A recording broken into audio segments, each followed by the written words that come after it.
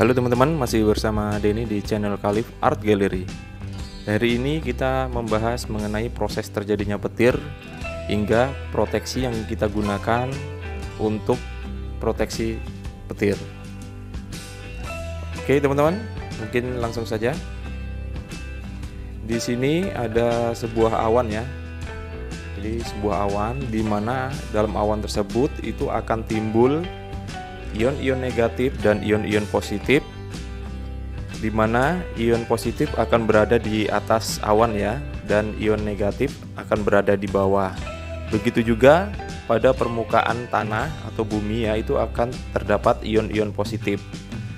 Di sini perbedaan ion-ion negatif di dasar permukaan awan dan ion-ion positif di permukaan tanah itu mengakibatkan munculnya energi elektrostatis ya teman-teman.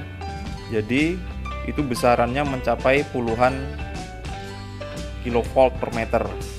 Nah, dengan besaran yang begitu besar sehingga akan muncul pelepasan berupa petir ya dari awan menuju ke bumi yang besarannya mencapai jutaan volt ya. Dan juga arusnya itu bisa mencapai sampai ratusan ribu ampere ya teman-teman ya, dan membawa panas sampai puluhan ribu derajat Celcius. Hal ini dapat berakibat ini kerusakan, baik kerusakan mekanis ya, itu mekanis seperti kerusakan pada gedung-gedung dan bangunan yang terkena sambaran petir, ataupun kerusakan elektris. Kerusakan elektris ini berupa kerusakan alat-alat elektronik yang ada di rumah kita ya. Dan termis itu juga bisa membuat terjadinya kebakaran ya yang bersumber dari sambaran petir. Oke teman-teman, di sini dapat kita lihat ya, dengan besaran ada energi elektrostatis yang ada di antara awan dan bumi, maka akan timbul petir. Nah, di sini petir sendiri terbagi menjadi dua ya. Itu pertama sambaran langsung, yaitu sambaran petir yang langsung mengenai bagian tertinggi dari bangunan ya atau struktur properti, sehingga pada bangunan tersebut akan mengalir arus yang besar ya, yang berasal dari petir yang dapat menyebabkan kerusakan pada bangunan tersebut.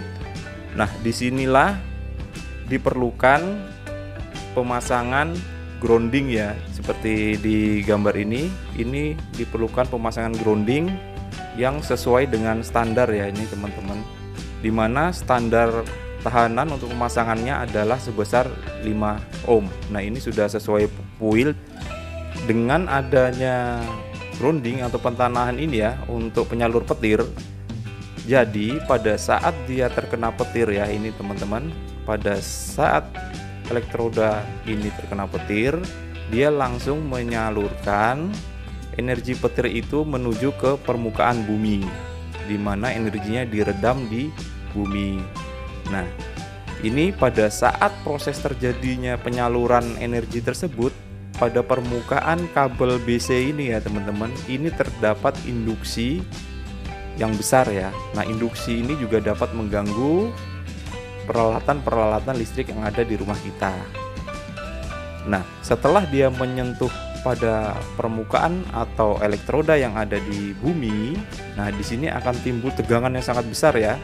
Dan ini juga akan timbul induksi yang menyebabkan ya di area-area tersebut, khususnya yang alat-alat elektronik, itu juga dapat menyebabkan kerusakan ya teman-teman apabila tidak diproteksi.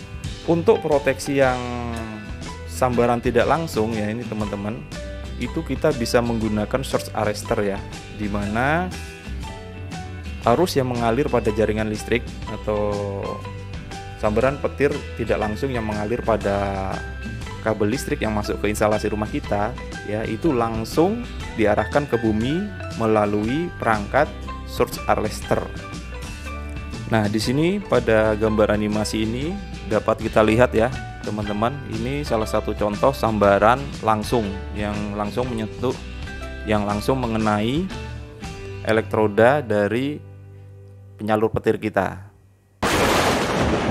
Pada saat terjadi petir, maka dari elektroda tersebut menyalurkan ke grounding kita ya, elektroda grounding kita, sehingga tidak terjadi kerusakan mekanis pada bangunan di rumah kita.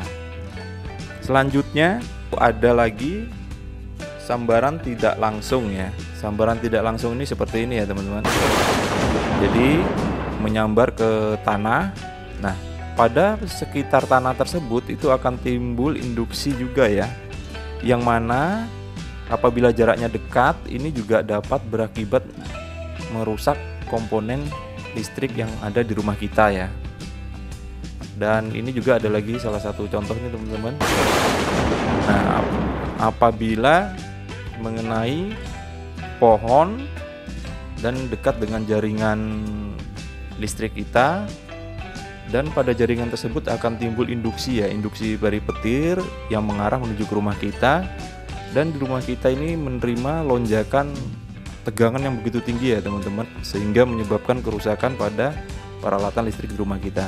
Nah, dari kejadian-kejadian ini teman-teman dapat kita simpulkan kita bisa menggunakan dua proteksi ya.